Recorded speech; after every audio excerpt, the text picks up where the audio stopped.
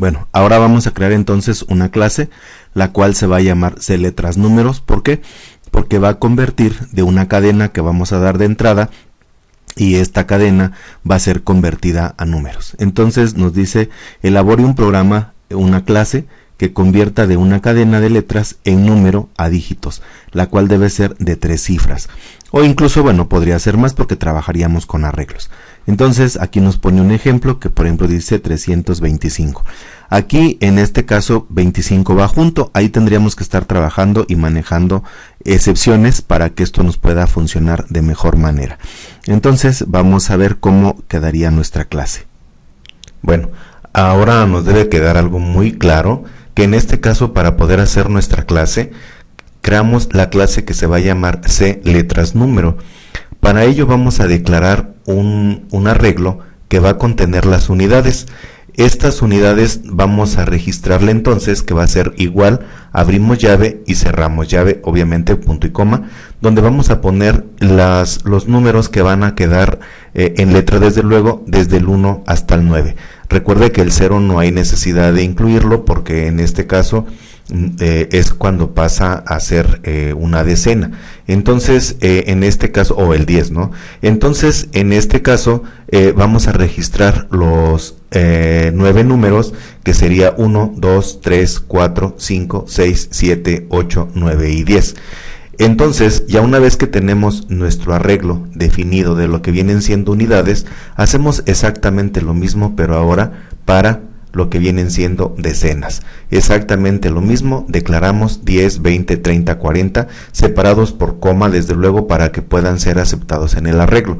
Aquí no le indicamos, desde luego, cuántos elementos tiene, porque al momento de darle los 9 elementos, pues queda claro que nuestro arreglo va a ser de 9 elementos. Entonces es así como queda. Ocurre exactamente lo mismo con lo que viene siendo la cadena o el arreglo para centenas, y hacemos exactamente lo mismo considerando que en este caso son 100, 200, 300, 400, 500, 600, 700, 800 y 900. Entonces, una vez que ya definimos nuestro arreglo, entonces vamos a seguir entonces en la siguiente instrucción y declaramos esta parte que va a ser una descripción. ¿Por qué? Porque en esta nos va a permitir que nosotros podamos ir concatenando la cadena que vamos a regresar. Entonces seguimos con la misma temática que teníamos en los puntos anteriores, donde declaramos nuestro constructor.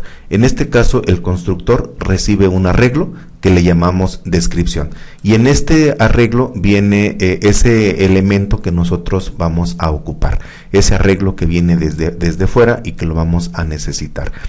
En este caso, volvemos a definir nuestro arreglo, que ya lo teníamos aquí como un atributo de la clase, pero lo volvemos a definir porque aquí únicamente lo estamos definiendo. Bueno, aquí ya lo definimos de 3 elementos, pero si nosotros le quitáramos esta parte de aquí, nos estamos entonces asegurando que nuestro arreglo va a ser completamente de lo que vienen siendo 3 o 4 o 5 elementos.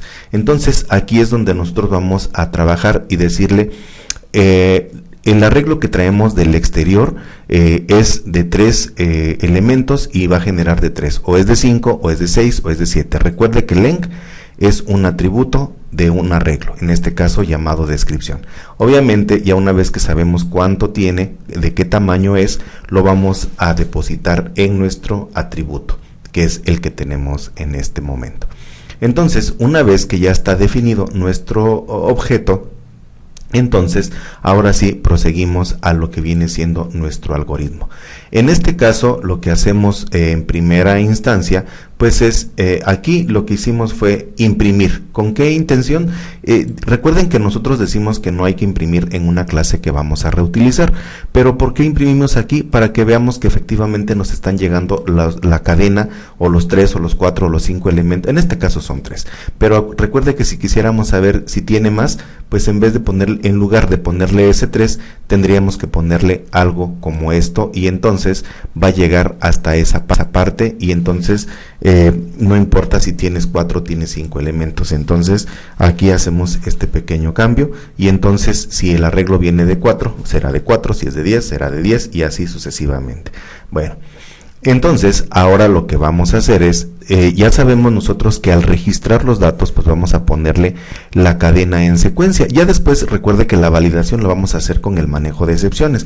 En este caso todavía no nos vamos a meter con la validación. Incluso podríamos manejar que aquí tenga un método, que este sea otro método, lo que son unidades, decenas y centenas, y que sea otro método, para que el único método público que vamos a manejar sea este, y tengamos métodos privados que sean llamados desde este método. Entonces nosotros lo podemos trabajar de esa manera. ¿Qué es lo que ocurre aquí entonces? Que vamos a buscar en cada posición, vamos a buscar la cadena que viene del exterior. Ya sabemos que primero ponemos centenas, luego decenas y luego unidades.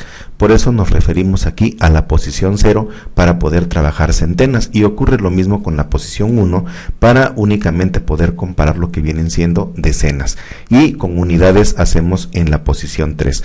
Recuerda que aquí lo que estamos regresando es un número, ese número que estamos concatenando aquí, es decir, aquí nos va a dejar 3, 2, 5.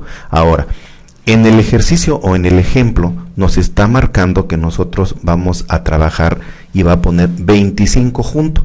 Entonces, para que eso ocurra, tenemos que manejar excepciones en este punto, y ahí es donde lo ideal es separarlo a que tenga con métodos.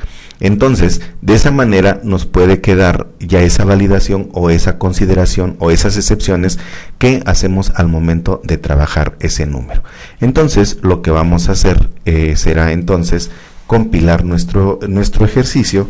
Lo vamos a compilar nuestra clase, pues para asegurarnos entonces que todo va corriendo perfectamente bien como nosotros lo tenemos programado, y entonces nos tiene que dar el resultado como nosotros estamos programando nuestro ejercicio. Entonces ponemos, recuerde que es Java C porque vamos a compilar, y entonces vamos a compilar, y también lo podemos copiar de aquí por aquello de la casualidad que nos equivoquemos. Entonces recuerde que si hubo un cambio, guardamos, y entonces ahora sí vamos a compilar nuestra clase.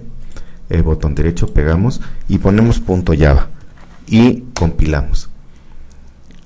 En este caso, ya que queda compilado, ya vemos que no hay ningún error, pues entonces hacemos nuestra aplicación. Yo ya tengo aquí preparado desde luego para evitarnos esta parte. Aquí recuerde que vamos a trabajar como lo vimos en el método main, que vamos desde el momento de la ejecución vamos a ponerle los letreros, no vamos a pedirlos aquí con escáner, porque nos va a facilitar mucho de esta manera, aparte que es únicamente para probar nuestra clase. Ya cuando probamos con botones o probamos con otros elementos, pues entonces sí tendremos que hacerlo diferente, o con cajas de texto.